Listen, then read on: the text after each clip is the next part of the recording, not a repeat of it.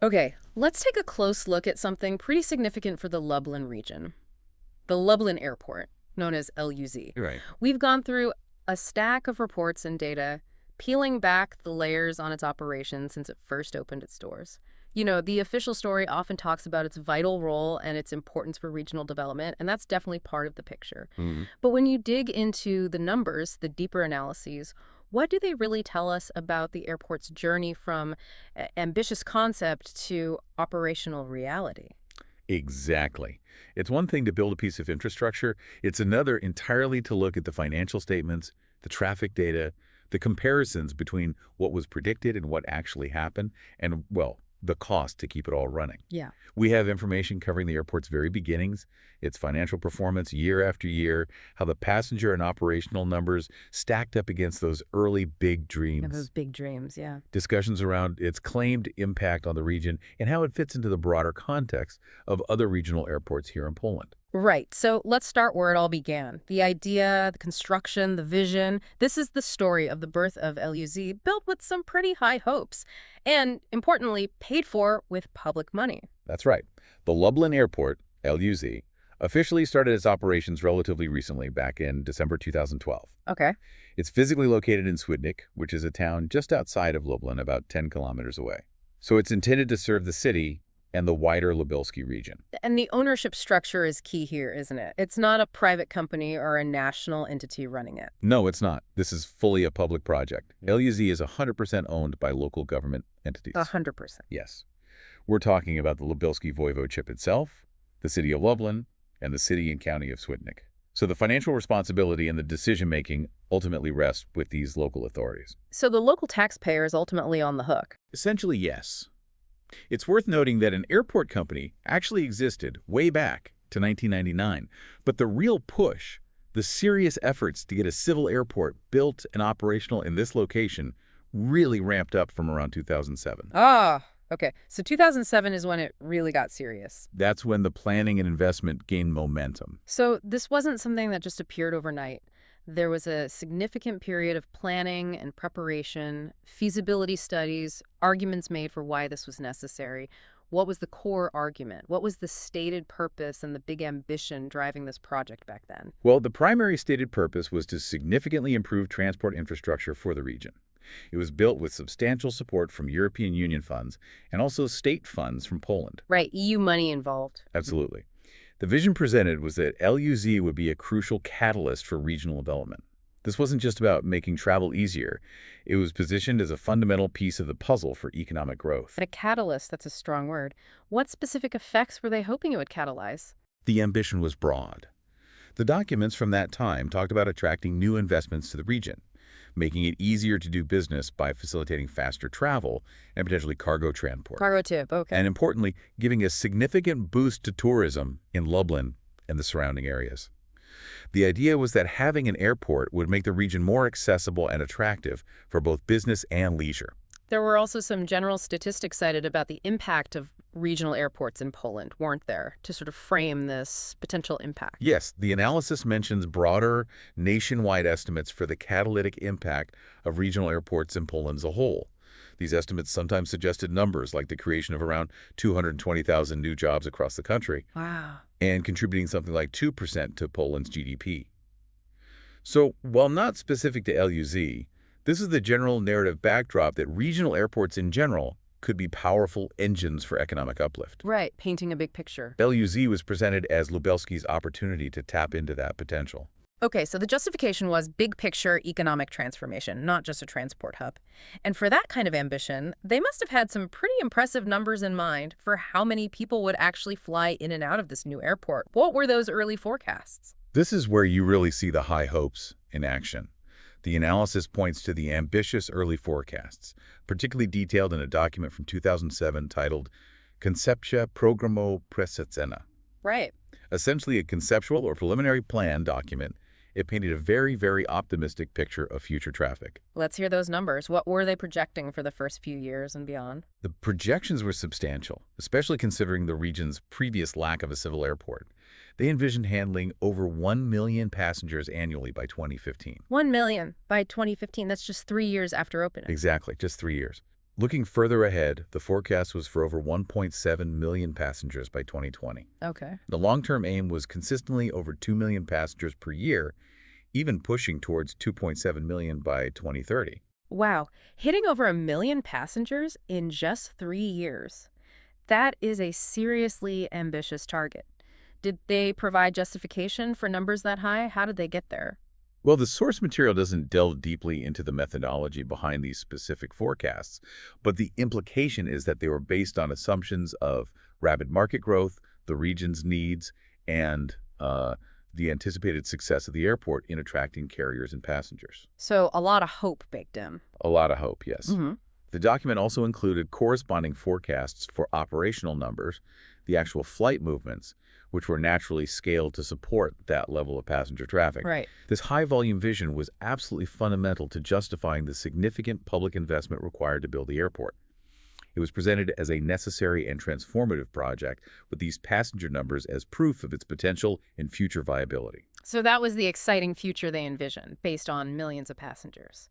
But visions, especially ambitious ones, can sometimes, well, diverge from reality. Sometimes significantly. And this brings us to perhaps the most sobering part of the analysis, the financial reality. This is where the stark contrast you mentioned becomes unavoidable. When you look at the financial performance, since LUZ opened its doors in December 2012, the picture is consistently one of struggle. Okay. The analysis is very clear. LUZ has generated significant net losses every single year since it began operating. Every single year. Every single year. It has never achieved profitability. Not a single year in over a decade. That's a pretty fundamental challenge for any operation, let alone one built with public funds. That's the reality presented by the data. And it's not just net losses when you factor in everything like depreciation and debt interest. The analysis highlights negative operating profitability as well. Okay, what does that mean exactly? EBITDA. Yes, the EBITDA figure. That means even before accounting for things like the cost of the facility itself, depreciation, or the money borrowed to build it, interest, the basic day-to-day business of running the airport, handling flights, managing the terminal, etc., isn't generating enough revenue to cover its direct operational costs. So even the core business is losing money before you even consider the big capital costs. Precisely. That's a critical indicator of structural financial weakness. Negative operational profitability means the core activity isn't paying for itself. That's a tough starting point. What's the scale of these losses we're talking about cumulatively? The numbers are substantial. The total accumulated net loss since the airport's inception is approaching 220 million Polish zloty. 220 million PLN. Wow. And to give a more specific recent figure, the analysis provides the cumulative net loss just from 2016 through 2023, which reached 219.2 million PLN. So almost all of it in that recent period. Yes, you're looking at roughly 220 million PLN lost over about 8 years, pushing the total losses over its full operating lifespan towards that $250 million zloty mark. Approaching $250 million zloty in losses. How does an entity with those kinds of chronic losses continue to function? Who is footing the bill? That's precisely the core issue the analysis identifies. The airport's ability to continue operating is entirely dependent on continuous and substantial financial support from its owners, those local government entities we mentioned earlier. The voivodeship, the cities. Exactly. This isn't a one-off bailout, it's a steady stream of public money. The analysis details the scale of this support. Over 314 million PLN was injected into the airport between 2016 and 2023 alone. 314 million. Yes, through a combination of capital increases, basically the owners putting more money into the company, and direct subsidies. Over 314 million PLN in public funds in just 8 years, just to keep it afloat? That is what the source material indicates. The analysis is very clear. Without this consistent, significant level of ongoing public financial support, the airport would simply not be able to continue its operations. They would just stop. It relies completely on these regular infusions of taxpayer money from its local government shareholders. That level of dependence suggests there are significant costs that the limited revenue simply can't cover. Where are these costs coming from? What's driving these persistent losses? The analysis unpacks the high-cost structure. One major component highlighted is employee costs covering salaries, Social Security contributions, and benefits. Okay, standard stuff. How much? In 2023, these costs alone amounted to 22.5 million PLN. Right. Wait, hang on. Are you saying the cost of employees alone was more than the total revenue the airport brought in? Yes, according to the source, that was the case in 2023. Wow. Employee costs alone exceeded the company's total revenue for that year. That's a critical indicator of a challenging cost structure, where fixed personnel costs are very high relative to the operational scale and resulting income. So even before paying for anything else? Even before paying for fuel, electricity, maintenance, security, anything. The cost of the workforce is already exceeding what the airport earns from airlines, passengers, shops, parking, all of it. That is a striking figure. What else is a significant drain? Another substantial burden is debt servicing costs. A significant portion of the initial construction of the airport was financed through bonds. Ah, the construction debt. Exactly. Yeah. And the interest and principal payments on this debt represent a considerable expense. In 2023, these debt servicing costs were around 24 million PLN. Another 24 million. So you have personnel costs that are higher than total revenue, plus a heavy financial load from the debt incurred to build the facility in the first place. These two factors are clearly identified as major contributors to the persistent losses. So the dream of millions of passengers collided head-on with the reality of high operating costs and the burden of construction debt, which the actual traffic levels can't support. That sums it up pretty well. This brings us directly to the gap between those initial forecasts and the actual foot traffic the airport has seen. Let's call this the chasm of unmet expectations. A fitting description. This is perhaps the most visible manifestation of the challenges. Let's directly compare those ambitious early projections with the actual numbers achieved. Remember that forecast from the 2007 document, projecting over 1 million passengers by 2015? Yes, seemed very high at the time, just 3 years out. Well, the reality for LUZ in 2015 was dramatically lower.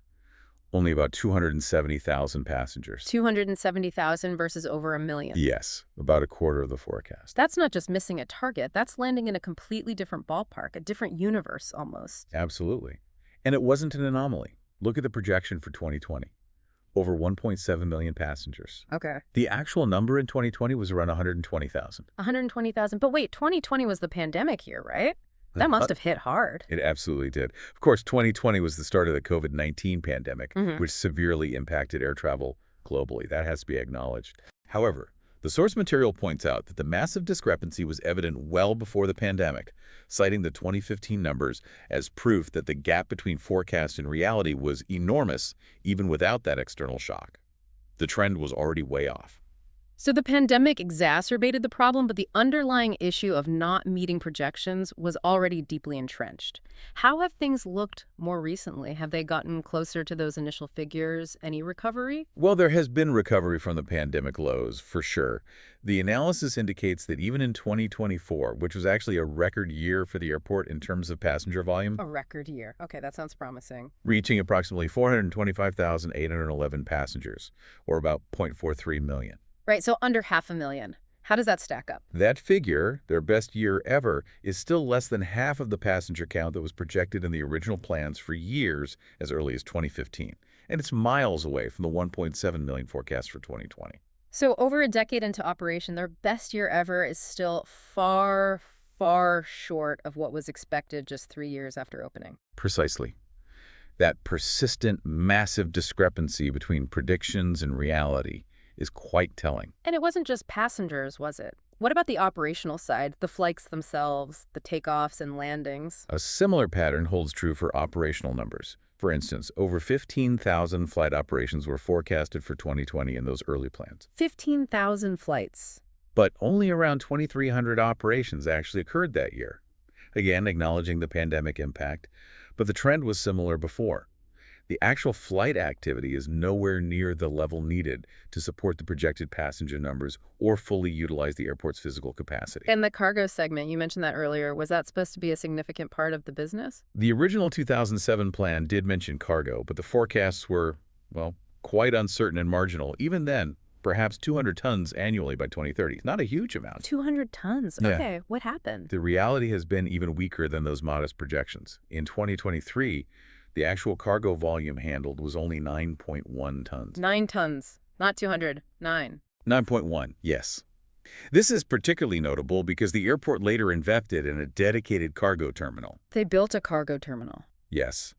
Yet, despite building that infrastructure, even the very uncertain and small goals for cargo haven't been met. It's basically unused. So a cargo terminal exists, but practically no cargo moves through it. What does this consistent, dramatic failure to meet any of the initial projections, passenger, flights, cargo, suggest about the foundation upon which the airport investment decision was made? It strongly indicates that the initial market analysis and the fundamental assumptions about future demand, both passenger and cargo, were either highly unrealistic, based on flawed methodology, or perhaps, driven by aspiration rather than hard data. Wishful thinking, perhaps. It certainly seems that way in hindsight. The decision to build such a large, costly facility appears to have been based on a foundation of overly optimistic projections that has simply never materialized. This gap wasn't just a slight miss. It was a fundamental misjudgment of the market or the airport's ability to capture it. And there were early consequences for missing those numbers, right? Even from the funding bodies. Did the EU notice? Yes, there was an early signal. The analysis notes that the European Union reduced its co-financing for the airport by 23.66 million PLN. They cut the funding. They reduced the potential co-financing because LUZ failed to meet certain indicators tied to the funding agreement. While the airport wasn't required to pay back funds already received, this reduction by the EU was an early official acknowledgement that the airport wasn't performing according to the plan that justified the initial investment. An early warning sign. Even based on the EU's potentially more conservative model compared to the airport's internal forecasts. So the signs were there relatively early on that the initial vision wasn't becoming reality. Given the persistent financial losses and the huge gap in passenger numbers, how do the owners and proponents justify the airport's continued operation and the ongoing need for public funding? This leads us to evaluate the claimed benefits against the substantial public bill. This is where the conversation often shifts away from purely commercial metrics. It has to, really. Right. The arguments used to justify the airport's continued existence and the necessity of ongoing public financial support, despite the consistent losses, tend to focus on its broader, often less tangible, socioeconomic benefits for the region. What are these main benefits they point to, the catalyst effects? Several arguments are commonly cited, as detailed in the source material. A major one is improved regional accessibility.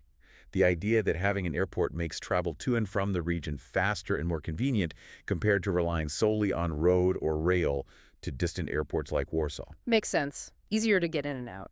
They also argue it helps attract investments, citing that areas designated as special economic zones and economic activity zones in Swidnik have seen development and been filled, with the implication that the airport played a role in this. Okay, potential business attraction. Stimulating tourism is another key claim, with proponents suggesting it has increased weekend tourism to Lublin and the wider region. So the argument is that the airport is not just an airport, it's an enabler for other positive developments in the region, even if it loses money itself. Exactly.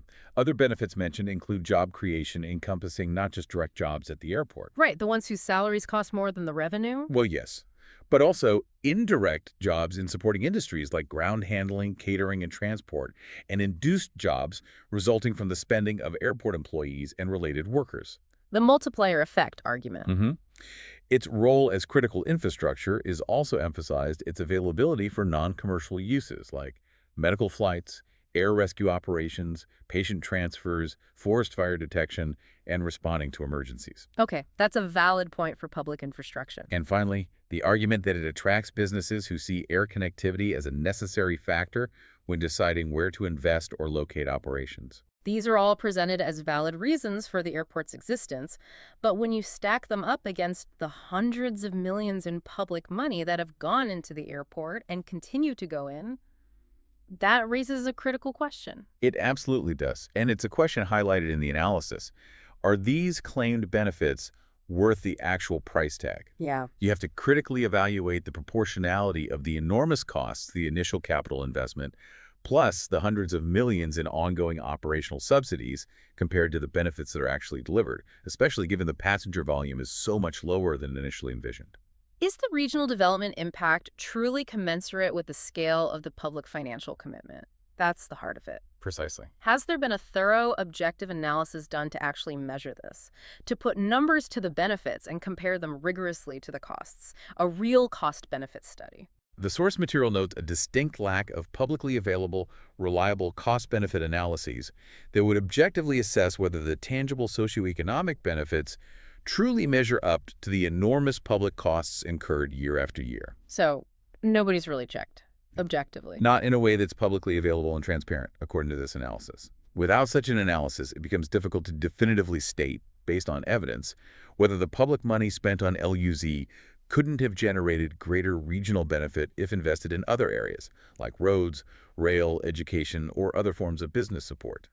The opportunity cost. So without that objective data, the argument for continued funding seems to increasingly rely on the idea that it's simply necessary public infrastructure, regardless of commercial performance.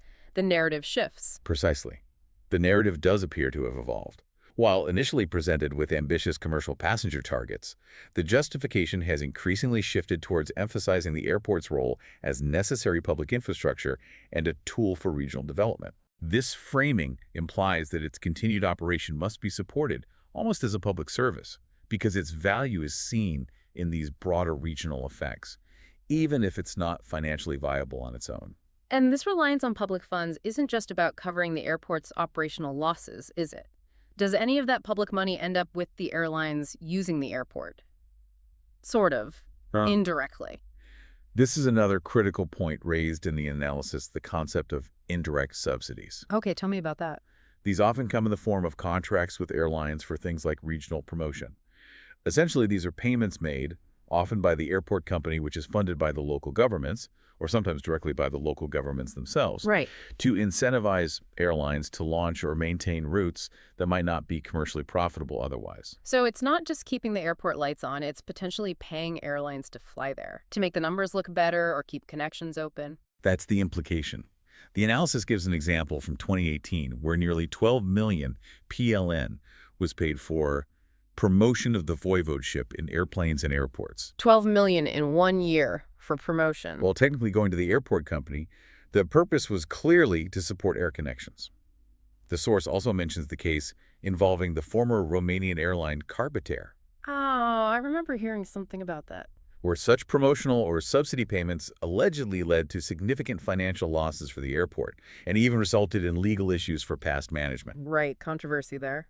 This highlights that maintaining the route network often comes with a real, sometimes hidden, public cost on top of the airport's operational losses. These payments are controversial because they can be seen as distorting competition and are subject to strict EU state aid rules. This paints a picture of an airport with significant physical capacity that is dramatically underutilized, struggling to attract consistent traffic, and relying heavily on public funds, sometimes indirectly paying airlines to fly. Let's delve deeper into that capacity and the dynamics with airlines. Okay, let's look at the airport's physical capabilities compared to how much they're actually used. LUZ has a runway and associated infrastructure built to handle a certain volume. The force mentions the theoretical capacity of the runway. The maximum possible. Yes, based on air traffic control limitations and operating hours, could be up to 91,980 operations per year. 90,000 operations, that's a huge number, like a major hub. It is, theoretically. But the practical capacity is much lower, limited by things like the layout of taxiways and aprons, the areas where planes move between the runway and the terminal. Ah, the bottlenecks. Right. These limitations mean the practical capacity is estimated to be between 30,660 and 38,325 operations annually. Still a substantial number, designed for significant traffic flow. Okay, 30 to 40,000 flights a year, practically. What's the reality of the actual operations? How many are they actually doing? The reality, as we touched on earlier with the forecast comparison, is vastly different. For example, in 2016, only 2,574 operations were performed. 2,500, compared to a practical capacity of over 30,000. Exactly. That means the actual use was only about 6.7% to 8.4% of that estimated maximum practical capacity. In 2020, it was even lower. Less than 10% utilization of the practical capacity. That means the infrastructure is sitting idle almost all the time. 90% of the time, basically. Yes, that's a key point from the analysis. Based on flight schedules, airport resources are utilized only about 40% of the time. Okay, 40% based on schedule. But in terms of actual movements, it's even less. One analysis suggested the airport is unused about 61% of the time. Wow. Building and maintaining infrastructure designed for tens of thousands of operations per year, when you're only seeing a few thousand, represents significant underutilization and cost inefficiency. It costs money just sitting there. What about the terminal building itself? What's its capacity and how is it used? Is it also mostly empty? The terminal building is currently rated to handle 700,000 passengers per year. 700,000. And their record year was around 430,000. Correct. So annually it's under capacity.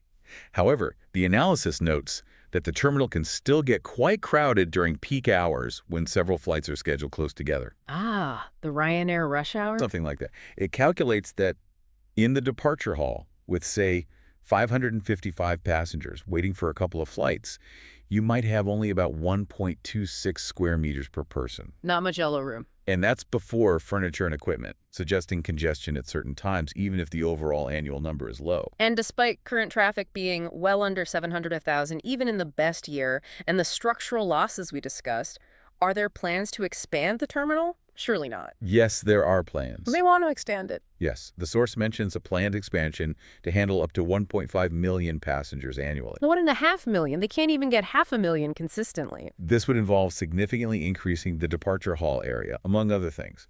This planned investment in expanding capacity raises questions, similar to the underutilized runway capacity. Big questions. About its timing and justification, given the current traffic levels and the airport's ongoing structural financial losses. Is investing heavily in future capacity the priority when existing capacity is so underutilized? And the fundamental challenge is attracting sufficient traffic to cover current costs. It does seem counterintuitive. Build it and they will come. Hasn't really worked so far. Apparently not to the levels hoped for. Who are the airlines they rely on, and what's the dynamic there? You mentioned low-cost carriers. The airport heavily relies on airlines, particularly low-cost carriers or LCCs. Ryanair, Wizz Air, historically, though Wizz left their base, they're essential for bringing in passenger volume, which helps the airport approach its capacity goals, even if those goals are far below initial forecasts. Right, they need the volume. But relying heavily on LCCs comes with its own challenges. The analysis mentions the difficulty LUZ has faced, including the loss of base carriers like Wizz Air in the past. That must have hurt. Definitely. LCCs bring volume, but they also exert significant pressure on airport fees, demanding lower cost per passenger, which directly reduces the airport's revenue. So they need the low-cost airlines to get passengers, but those airlines squeeze the airport's revenue, contributing to the losses. It's a catch-22. It can be. The analysis points out that smaller, loss-making regional airports like LUZ tend to have a very high proportion of their traffic from LCCs.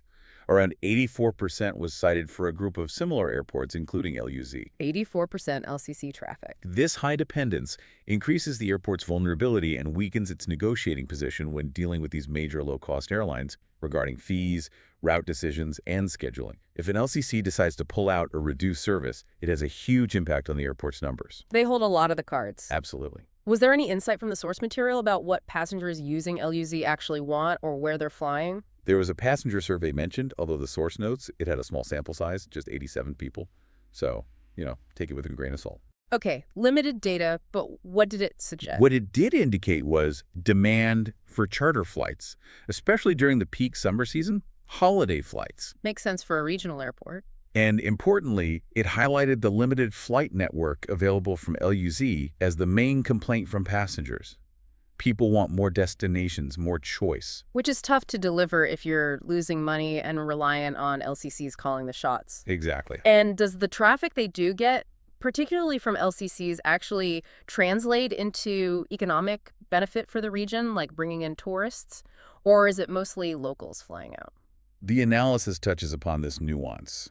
Findings from passenger surveys at Polish regional airports, including some applicable context to LUZ, suggest that a significant portion of LCC traffic often consists of outbound passengers. People leaving, not arriving. These are people from the region flying out either to visit friends and relatives, often called VFR traffic, visiting friends and relatives, Wait, VFR?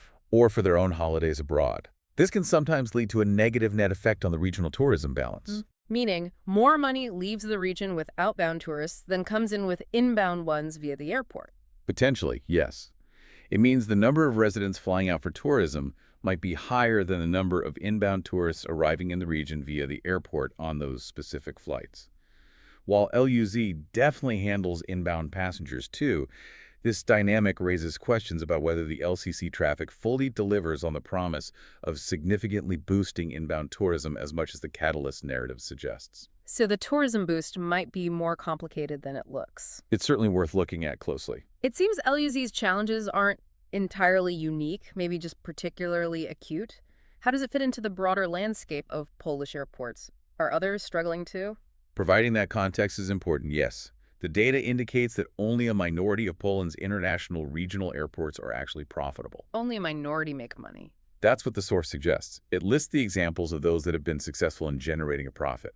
Krakow, Gdansk, Katowice, Wrocław, Poznan. The big cities, basically. Generally, yes. And Rezo was also listed. Rzeszów being on that list is interesting given its location, although I imagine recent events have played a role. Yes, the analysis does specifically mention Rzeszow's context, noting that its recent profitability is significantly influenced by the situation related to the war in Ukraine. Ah, right. It became a major hub. It has become a crucial hub for humanitarian aid, military transport, diplomatic flights, and logistics. This suggests its current financial performance might be exceptional and tied to geopolitical events, perhaps not fully representative of normal commercial viability in the long term compared to the other profitable airports on the list. Okay, so taking Rezo's specific situation into account, the commercially successful airports are generally those serving major metropolitan areas with larger populations and stronger underlying economies. Where does that place LUZ? LUZ is firmly placed in the group of smaller, loss-making regional airports that are struggling financially. This group also includes airports like Szczecin, Bydgoszcz, and Iodu, according to the data presented. So LUZ isn't alone in its struggles. No. Its situation of chronic losses and heavy dependence on public subsidies, while severe, is not unique among smaller regional airports in Poland. It reflects a broader challenge for airports with lower traffic volumes in achieving self-sufficiency. Are there any major external factors that could impact the future of regional airports like LUZ? Big projects on the horizon. Well, the potential Central Communication Port, or CPK project, has been mentioned as a long-term uncertainty for regional airports. Ah, the mega airport plan. Although the source, dating from 2017, indicates that the potential impact was unclear at that time. The head of LUZ, at least then, seemed to downplay concerns, citing a lack of concrete data on how CPK might affect regional air traffic distribution. Still a big question mark then. While the future and scope of CPK are still debated, any major new central hub has the potential to alter domestic traffic flows and competitive dynamics for regional airports. It's something they have to watch. And from a European perspective, how are these smaller, struggling regional airports viewed? Is their situation unusual across the continent? The analysis includes points derived from a European Committee of Regions opinion, which provides some broader context. This opinion highlights that many regional airports across Europe, particularly those serving less populated, peripheral, or economically less developed areas, Like Lubelszczyzny, arguably. are structurally unable to cover both their capital costs, the cost of building and major upgrades, and their operating costs from revenue alone. Structurally unable, so basically designed to lose money without help. That's the implication for many. They inherently require public subsidies to function and operate at a competitive disadvantage compared to larger airports with much higher traffic volumes. So it's a known issue. Yes. And the opinion also notes that EU funding rules acknowledge this specific situation for existing regional airports under certain conditions, allowing investment for things like environmental improvements or safety upgrades, but generally restricting new infrastructure investment unless for remote regions or existing airports meeting very specific criteria designed to avoid subsidizing unviable projects. So, the EU recognizes the problem, but is wary of throwing good money after bad on new, non-viable airports. That seems to be the balance they're trying to strike. So, while the depth of LUZ's losses relative to its forecasts might be particularly stark, the fundamental challenge of a smaller regional airport in a less densely populated area struggling for financial viability is a recognized issue across Europe. That's a fair summary. The structural difficulty of generating enough revenue to cover the high fixed costs of airport infrastructure and operations with limited traffic is a common theme. Given all this, the consistent losses, the massive gap between projections and reality, the dependence on public funds, the underutilized capacity, and the challenges of relying on LCCs, what does the analysis suggest should happen next for LUZ? What are the recommendations stemming from this critical look? Where do they go from here? The analysis doesn't just catalog the problems. It offers specific recommendations for the shareholders, the local governments, and management to address the situation. What's the most crucial step they need to take, according to the analysis? Where do they even start? A absolutely essential recommendation, which we touched on earlier, is the urgent need for a new, transparent, and reliable cost-benefit analysis. The one that's missing. Exactly.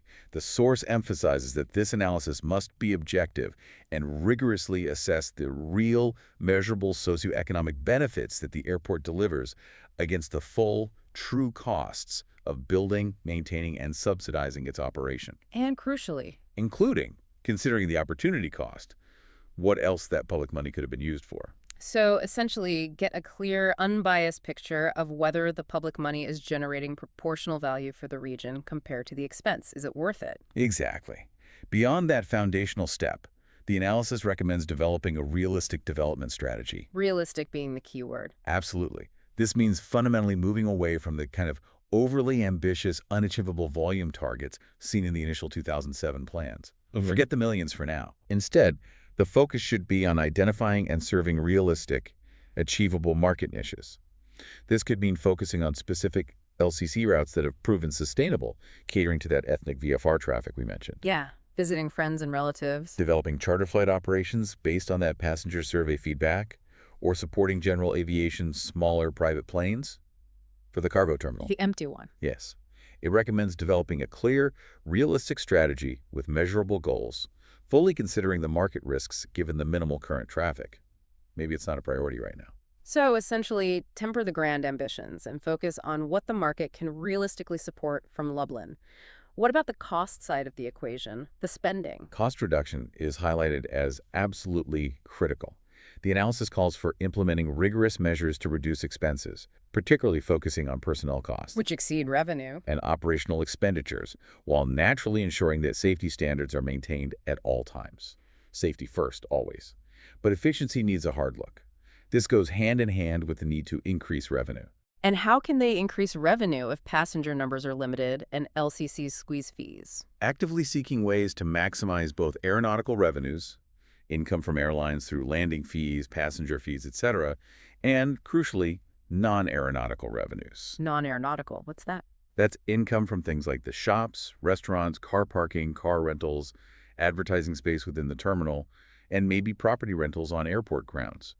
For most airports, especially those struggling with airline revenue, increasing income from these commercial activities is vital, making the airport itself a place people spend money. Get more from the people already there. Makes sense. And the significant debt burden from the original construction. That needs a plan too, right? It's a big chunk of cost. Absolutely. Developing a long-term strategy to address the historical debt burden from the bonds issued for construction is another key recommendation. This could involve exploring options like debt restructuring, refinancing, or potentially requiring further support from the public shareholders to help service or pay off the debt over time, as it continues to be a significant financial drain. So dealing with the legacy costs and those payments to airlines, the indirect subsidies, the promotional funds. The analysis recommends carefully evaluating the effectiveness and actual cost of those airline subsidy or promotional agreements. The question is whether they are truly an efficient use of public funds to stimulate route development, or if there are more cost-effective ways to achieve similar results. Or if some routes just aren't viable without those payments. Exactly. Or if some routes are simply not viable without unsustainable subsidies. The analysis implies a need for a more rigorous assessment of the return on investment for these payments. Are they really getting value for that money? And finally, how do you measure progress towards these goals, if not just by those misleading passenger numbers that never matched the forecasts? That's a great point. The final recommendation is to define and implement new key performance indicators, or KPIs, that go beyond just tracking passenger volume. Okay, what kind of KPIs? These new KPIs should specifically monitor progress towards the real goals: improving financial performance, reducing the airport's dependence on public subsidies, increasing cost efficiency, like cost per passenger maybe, and maximizing those non-aeronautical revenue streams. So focus on the financial health. Yes. The focus needs to shift towards financial viability and reduce public cost, rather than chasing unachievable passenger targets from a decade ago. So to sum up the path forward suggested by the analysis, get a clear, honest picture of costs versus benefits, set genuinely realistic goals based on market realities, aggressively cut costs where possible, work hard to find more ways to earn money from existing assets and traffic, figure out a plan for the mountain of debt, rethink how they deal with airlines and subsidies, and measure success based on financial health, not just inflated passenger dreams. That comprehensively captures the core recommendations derived from the analysis of LUZ's performance and situation since it opened. It's a call for a fundamental reevaluation and a shift towards a more financially responsible and realistic operational model. So looking at all this data, the reports, the detailed analysis we've unpacked, the picture for the Lublin airport is one of persistent and significant financial struggle. Hundreds of millions of public funds have been poured in and continue to be needed just to keep the doors open. Year after year. This is primarily due to very high operating costs, especially personnel and passenger numbers, that have consistently fallen vastly short of the initial, highly ambitious forecasts. While proponents argue for its role as a regional development tool and necessary public infrastructure, The narrative we discussed. questions remain about whether the claimed benefits truly justify the enormous and ongoing public cost, especially without that clear cost-benefit analysis. We've seen the big dreams, the stark financial realities, the undeniable gap between what was predicted and what happened, the challenge of underutilized capacity, and the complex web of costs and dependencies that keeps the airport operating thanks to the unwavering support of its local government owners. This analysis leaves us with a fundamental question, one that every taxpayer in the region ultimately has to consider. Given the consistent, significant financial losses year after year, and the undeniable ongoing need for massive public subsidies just to maintain operations, does it truly make sense to continue bearing such a high public cost indefinitely? It's a question about priorities, about the effective use of limited public resources, and about what value is truly being delivered versus the price being paid. Something for everyone in the region to think about.